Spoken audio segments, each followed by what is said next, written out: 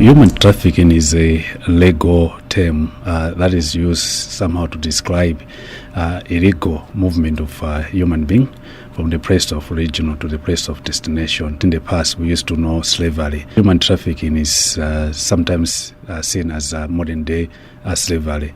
Only that, there is some sort of a graduation.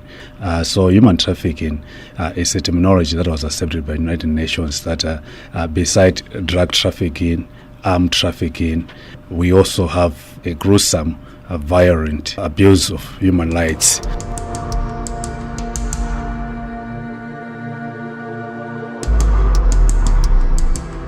We should just generalize it because these are the women and girls that some of them are brought from the communities to come to town, and they end up in brothels.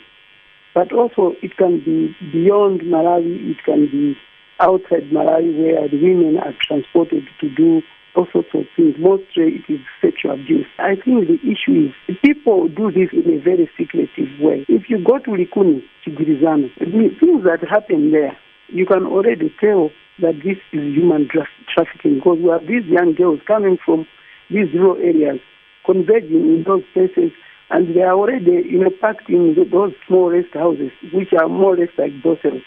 So not even having to deal with an issue of research, apart from the research I know that the Northern Church did, but even from just observing things that are happening, you can already confirm that issues are there.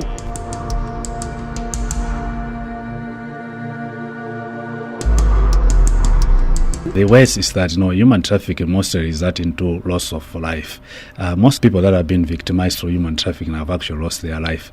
Somehow, if the elements or the treatment that they would experience will not result into loss of life, then somehow the action of the traffickers might also lead to loss of life. So the first element is that by addressing issues of human trafficking, you are basically promoting the right to life of a human being. This is one of the first human rights of every person. And secondly, you are looking at the scenario where victims are engaged in the process through ignorance, through lies and false promises, and they only realize that what they were expecting to enjoy in the country or place of destination is not what they were promised.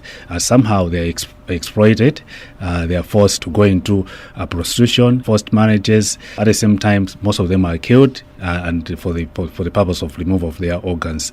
And mostly all this happens in an environment that is so secretive, and we can only address this by focusing more on prevention, because prevention will help to increase the knowledge of members of the general public in order for them not to engage into trafficking. At the same time, it will also reduce the number of those that would eventually experience those type of exploitation.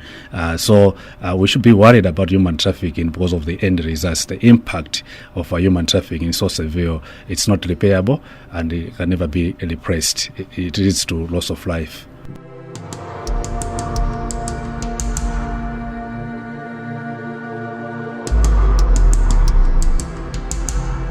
Trafficking in person is a very big change in the country, and we have seen several young boys, girls, as well as women who are vulnerable have been trafficked to other countries, which is very sad. But the most thing which is really concerned, you find that it's us ourselves as Malawians who are taking the lead in trafficking this person. It's very sad. And let me urge those traffickers, but let them put themselves in these shoes. If they would see that these are their own children being trafficked, their sisters, their brothers, how would they feel? I think we need to stop this behavior. It's very sad. But I would like to urge that we'll make sure that this trafficking person is completely eradicated in this country. And the formation of this National Coordinating Committee, and also the good relationship we have with international partners, civil society and other NGOs, we're working together with the government to make sure that we'll be able to eradicate a trafficking person in this country. It's a disgusting problem that anybody could think that you can be rich by using somebody's bones or something like that, because some doctors, some called traditional healers can feed anytime. But when you look at the person, amene akwauza kuti akuvanso masanza alibenso yenso ndi munthu osauka ndiye kuti iwe ndiye akulemesa zimene zanzeru zimenezo ndi usiru tumeno ngati akuma zimene ndi usiru kwathu ndi munthu amene timati ndi chisiru chokumamala zometa ndevu kwathu ndimene timanyana zimene chisiru chenche choncho ndikuti zikomo kwambiri ndikuti zikomo kwambiri ambuye akudalitse nonse zikomo. Thank you.